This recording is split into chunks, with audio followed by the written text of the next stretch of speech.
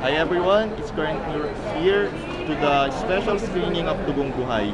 And here with me is the lead star EJ Falcon. Hi EJ.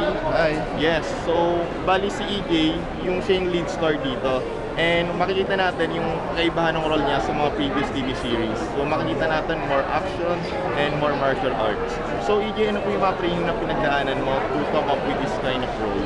Siyempre sumalang din kami sa iba-ibang mga trainings like mga martial arts, parkour, and yung siyempre workshops, importante yun. And ayun, lahat ng trainings ng ibang klaseng martial arts pinagawa sa amin.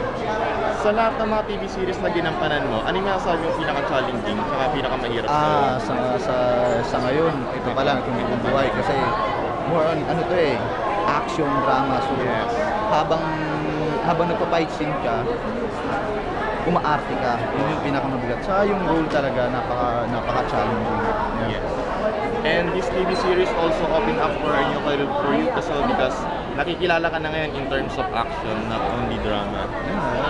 Gusto ko naman talaga yun kasi fan ako ng action. Kaya nagpapasalamat ko sa lahat na binigay ito sa akin ng ABS-CBN, ang action, Dugong Buhay.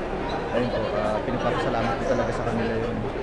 And I'm sure sa first week niya, ang ganda ng pinalabasan. So thank you EJ and more support for your new TV series.